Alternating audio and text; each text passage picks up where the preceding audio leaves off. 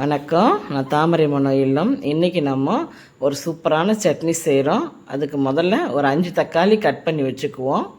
இதுக்கு வேர்க்கடலை கொஞ்சம் வறுத்துக்கலாம். இது வறுத்து தோல் எடுத்துகிட்டு வச்சுக்குவோம். ஒரு கடாய் வச்சுக்கலாம். இது 2 பூண்டு, இது உரித்து 2 பூண்டு வச்சுருக்கோம். இது போட்டு நல்லா பொன்வரில் வறுத்துக்குவோம். அதை கூட தேவையான அளவுக்கு காரத்துக்கு எவ்வளோ தேவையோ நமக்கு காஞ்ச மிளகாய் போட்டுக்குவோம். கொஞ்சம் சீரகம், கொஞ்சம் மிளகு போட்டுக்கலாம். போட்டு நல்லா வதக்கி கொடுத்துக்குவோம். இப்போ நம்ம கட் பண்ணி வச்சுருக்கிற இந்த 5 தக்காளி போட்டுக்கலாம். இது போட்டு நல்லா வதக்கிக்கணும். இது நல்லா சுருண்டு வர அளவுக்கு வதக்கிக்குவோம்.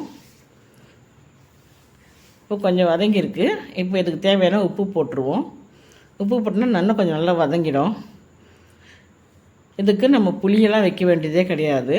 இது நல்லா வதக்கிட்டு நம்ம தட்டில் போட்டு ஆற வச்சுக்குவோம்.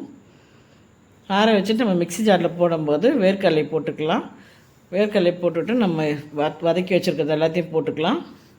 நம்ம உப்பும் போட்டாச்சு முதல்லையே. இந்த புளிப்புக்கு நம்ம தக்காளி மட்டும்தான், புளிப்புக்கு புளி போட வேண்டியதில்லை.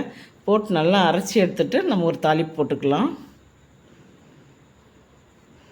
கொஞ்சம் எண்ணெய் விட்டு கடுகு போட்டுக்கலாம். 2 காஞ்ச மிளகாய் கிட்டி போட்டுக்கலாம். போட்டு கொஞ்சம் கருவேப்பிலை போட்டுட்டு நம்ம எடுத்து தாளிப்பு போட்டுக்கலாம். இப்போ நமக்கு சூப்பரான சட்னி ரெடி ஆகிட்டுது.